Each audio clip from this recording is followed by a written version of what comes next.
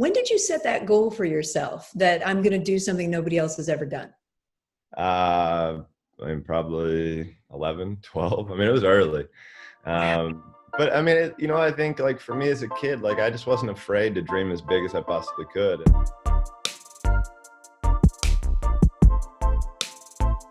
I see you have a coffee. That is good. Yeah, I also yes, I yes. have decaf, a giant mug of decaf.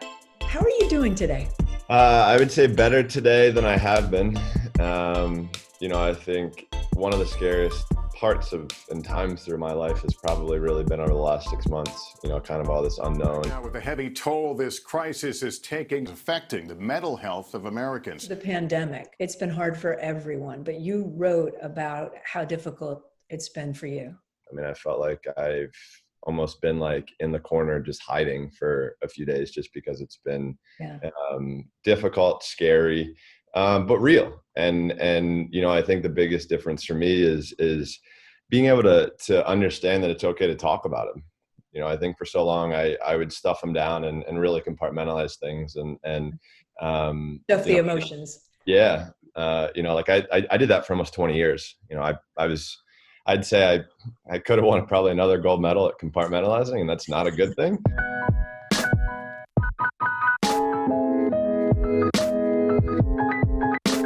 You are the most decorated Olympian in history. How did you become that? Hard work. That's really it. I mean, it's day in and day out. I went for 5 or 6 years. I went 365 days straight. It was you would swim on Christmas, right? Oh yeah. It was the little things that made the big difference. Like for me, I was trying to do something that nobody else had ever done before. When did you set that goal for yourself that I'm going to do something nobody else has ever done? I mean, probably 11, 12. I mean, it was early. But I mean, I think like for me as a kid, like I just wasn't afraid to dream as big as I possibly could. I just felt like if I wanted something bad enough, there wasn't a single soul on this planet that was going to hold me back. And sure enough, just went from one thing to the next. And I just kept getting hungrier and hungrier. And yeah, we just never looked back. Most people I talk to, when I ask about how they got to the top, there are setbacks, there are failures, there are people telling them you're never going to make it. Did you have any of that? I had a middle school teacher tell me I was never going to amount to anything. So that was a little motivating. Yeah, because I was always bouncing off the wall. I mean, as you can see, I don't sit still very often. So I was bouncing off the wall. A kid with ADD growing up. She said I wouldn't make it, would never amount to anything. And I was like, okay, well, that'll be a little extra motivation for me to actually show you. But honestly, like at the end of the day, I controlled my own destiny. Your kids are little right now. Your 3 boys. I know you play in the pool all the time. I've seen great video and photos. Would you want them to be elite athletes? If they want to be a swimmer, that's fine, but I don't ever want to force them to do something.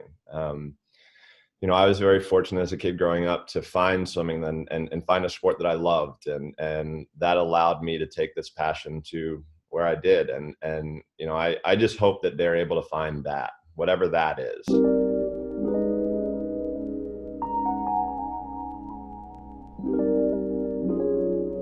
Your new documentary on HBO is called The Weight of Gold.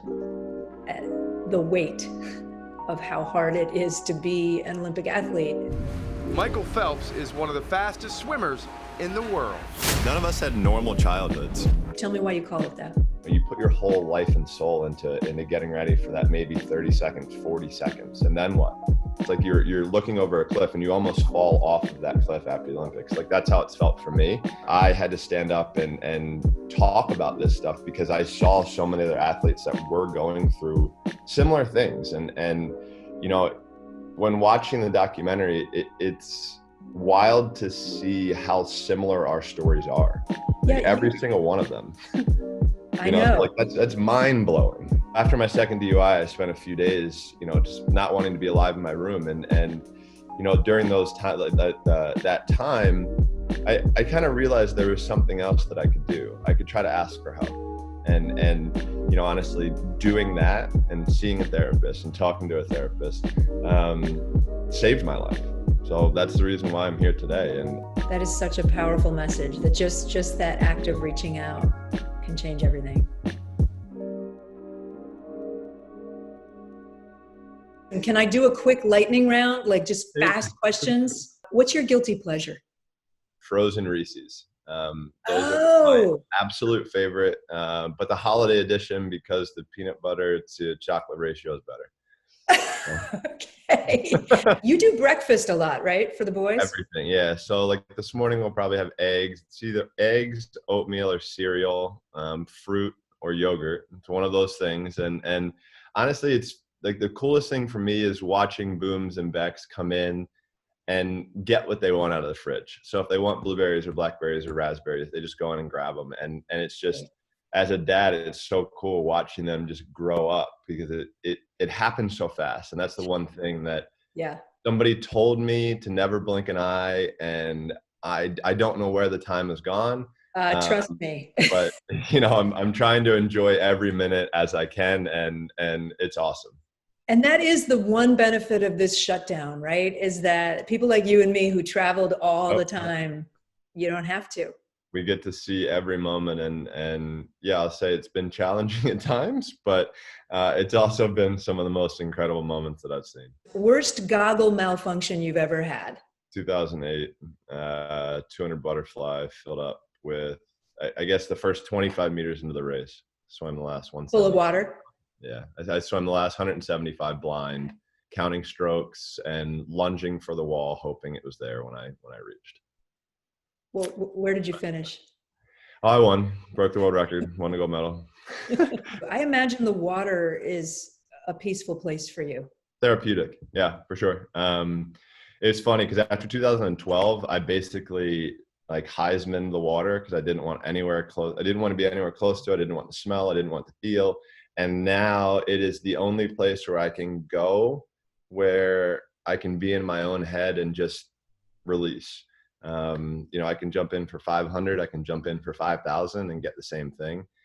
So for me, it's therapy, and I try to get in as much as I can. It has been a pleasure to talk with you, Michael. Thank you so much for being so open. Cheers. Thank you. Cheers.